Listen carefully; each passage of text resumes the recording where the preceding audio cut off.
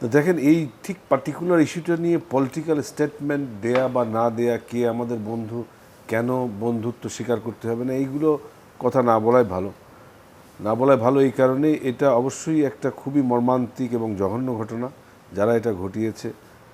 এবং আমি তাদের পরিবারের প্রতি সম্পূর্ণ সমবেদনা জানাচ্ছি। আসলে আর আমাদের দলের পক্ষ থেকে যেটা বলা হচ্ছে যে কে বা কারা জড়িত, অ্যাজ এ লয়ার আমি মনে করি এত আগাম আসলে বলাটা ঠিক হবে না, কারণ এটা একটা তদন্ত সাপেক্ষ ব্যাপার।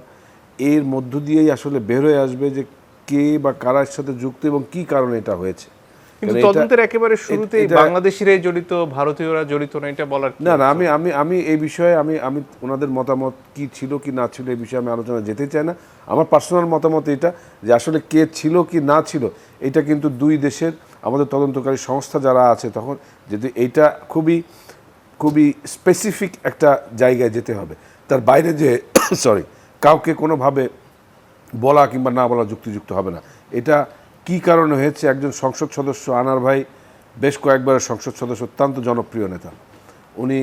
কি কারণে ভারতে গিয়েছিলেন কিংবা যাওয়ার পরে কার সাথে দেখা হলো, কি ঘটনা, এগুলো কলকাতা পুলিশ এগুলো আস্তে আস্তে বের হয়ে আসছে। বের হয়ে আসার সাথে আমাদের দেশের কি সংযোগ এবং বিষয়টা কি, এইগুলো নিয়ে আলাপ আলোচনার পরেই কিন্তু একটা সিদ্ধান্তে আসা যাবে যে কি হয়েছে। স্বাভাবিকভাবে আমরা প্রথমে ধারণা করতে পারি, কিন্তু সেই ধারণা করা বিষয়টা আমরা যে এইটাই ঠিক এটা বলাটা ঠিক হবে না, কেননা আমাদের এই রকম একটা অনাকাঙ্ক্ষিত ঘটনা এইরকম বাংলাদেশে আমার মনে হয় এর পূর্ব কোনো নজির নেই এরকম ঘটনা, যার কারণে এটা ঠিক আগামী বলা যাবে না যে কি হয়েছে। তবে যে কারণেই হোক, যে বা যারাই জড়িত হোক, এরকম একটা বিষয়, এটাকে আমরা খুব গুরুত্ব সহকারে গ্রহণ করা হয়েছে এবং এইটা গুরুত্ব সহকারেই এটা তদন্ত করা হবে এবং প্রকৃত দোষীদের এই সাজা নিশ্চিত করা হবে। এর পাশাপাশি মানে মন্ত্রীদের দেখার দৃষ্টিভঙ্গি নিয়ে তো আমার প্রশ্নটা, ধরুন কালকে যখন জেনারেল আজিজের ব্যাপারে নিষেধাজ্ঞা আসলো, তখন দুজন মন্ত্রী, জনাব ওবায়দুল কাদের এবং পররাষ্ট্রমন্ত্রী, তারা একটা বিষয়ের উপর গুরুত্ব দিচ্ছিলেন যে এই বিষয়ে আসলে ভিসা নীতির প্রয়োগ হয়নি এবং অন্য আইনে হওয়ায় এটা আসলে তার ব্যক্তিগত বিষয়। যদিও জেনারেল আজিজ তার মতো করে বলার চেষ্টা করেছেন যে এর জন্য আসলে সরকারি আসলে হেয় হচ্ছে, এবং যখন পররাষ্ট্রমন্ত্রী বলেন যে এটা জেনারেল আজিজের ব্যক্তিগত বিষয়, তখন দুটো প্রশ্ন জাগে আসলে। এক হচ্ছে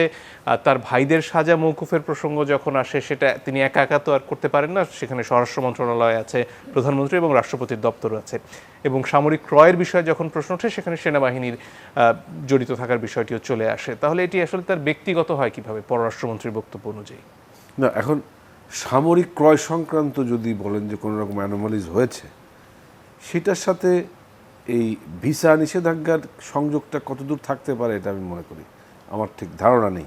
কারণ এই বাংলাদেশের অভ্যন্তরীণ একটা ব্যবস্থা, এই ব্যবস্থায় জেনারেল আজিজ সাহেব যদি কোনো রকম কোনো দুর্নীতির আশ্রয় নিয়ে থাকেন, সেটা এই দেশের প্রচলিত আইনে, যে সেটা যদি প্রমাণিত হয় এদেশের প্রচলিত আইনে সেটা শাস্তি হতে পারে। আমেরিকা এই কারণে তাকে আমেরিকায় যেতে বাধা দেবে কিংবা ভিসা দেবে না, আমি ঠিক বুঝি না যে আমেরিকা এই বাধা দেওয়ার ফলে কি সুবিধা হবে আমেরিকার। কেননা উনি যদি দুর্নীতি করে থাকেন তাহলে এই দেশে করেছেন, সাজা এই দেশে হবে, তো আমেরিকার ভিসা দেয়া না দেয়া কিছু যায় আসে না।